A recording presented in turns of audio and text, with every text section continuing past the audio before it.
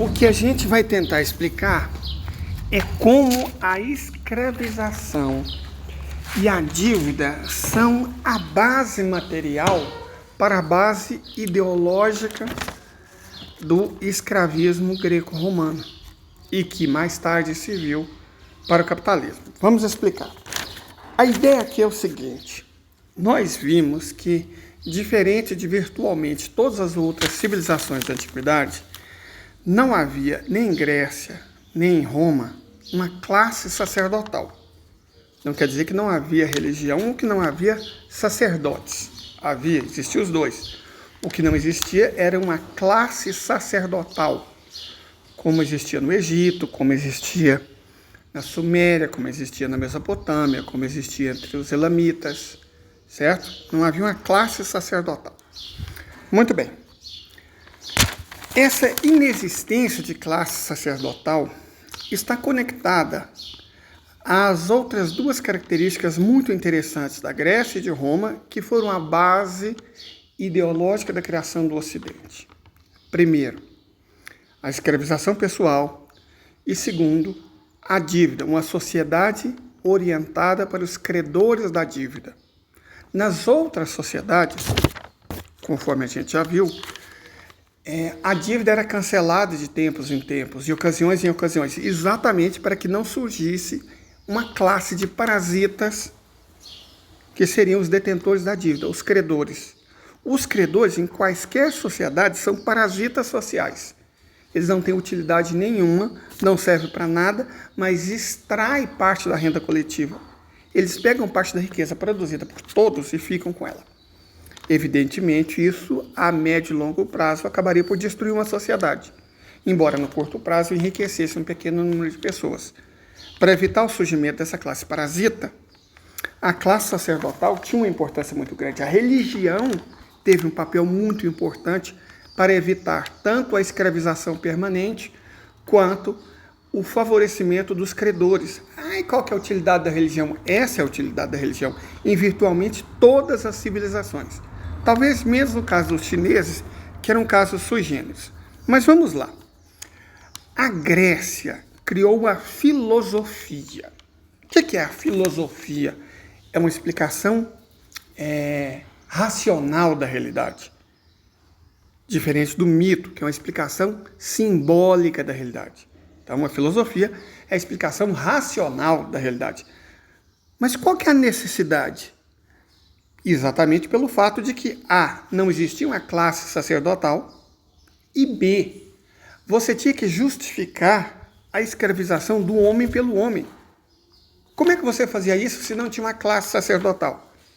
E até porque nenhuma religião fez isso. Ora, porque como é que você justifica para os explorados que eles estão sendo explorados, se eles são a maioria? Quando você sente ganho, os egípcios sentiam ganho, os incas sentiam ganho, os astecas sentiam ganho. Todos se sentiam protegidos de alguma forma pelo governante. Mas se você só é explorado, não tem religião que sobreviva. Perfeito? Então, não havia uma classe sacerdotal para justificar por que as pessoas eram escravas umas das outras. Por que as pessoas tinham que ficar devendo umas para as outras. Por que uns podiam roubar tudo uns dos outros. Então eles criaram uma explicação racional da realidade. A filosofia. A filosofia era praticada por 5%, por homens livres, que tinham escravos. Na verdade, se você está no cabo da enxada, você não vai filosofar. Você não vai filosofar se você está trabalhando. Você vai filosofar se você tiver tempo, ou seja, se você for um parasita inútil. A verdade é essa, correto? Por isso que os chineses não desenvolveram filosofia, porque eles não tinham parasitas inúteis. O confucionismo e as filosofias anteriores condenavam veementemente esse tipo de postura. Perfeito? Então, esse tipo de gente não surgiu na China. Tampouco se desenvolveu em civilizações assemelhadas. Mas voltando, e o que os romanos fizeram? Se os gregos inventaram a filosofia, o que os romanos inventaram? O direito.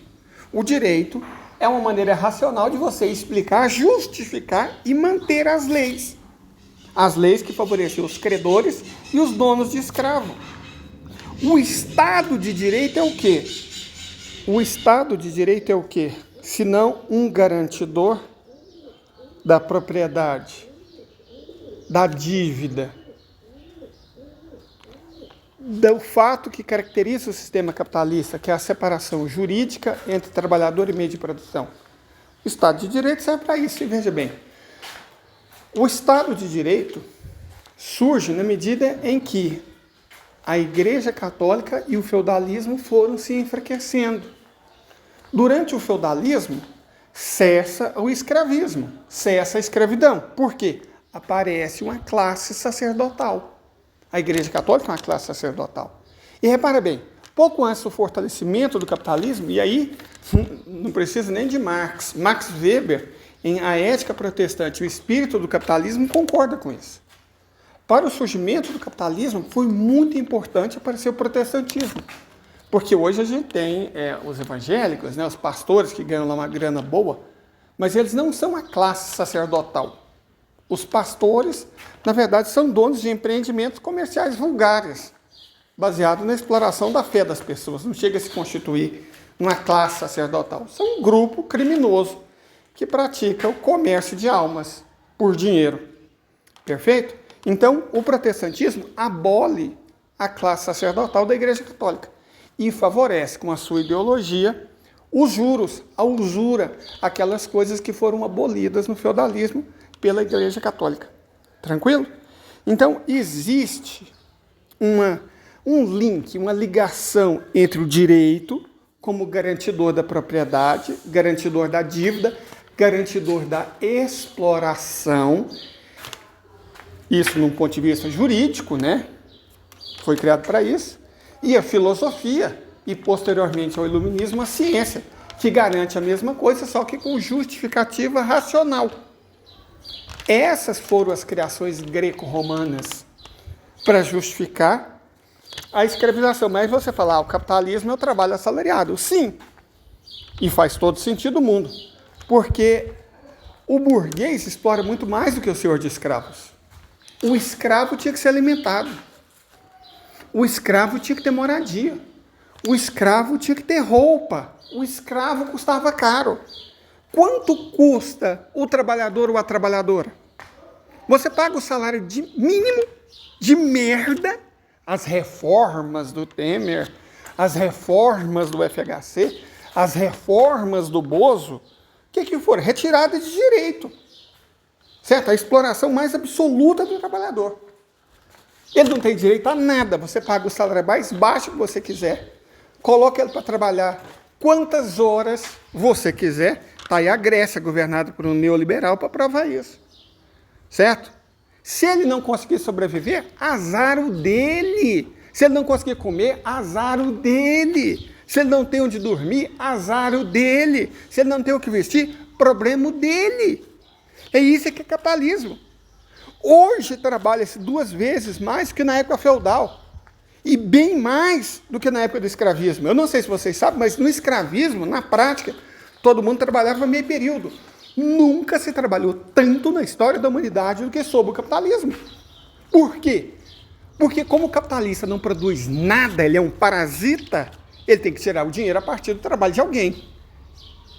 É o trabalhador e a trabalhadora. Perfeito? É o trabalhador e a trabalhadora.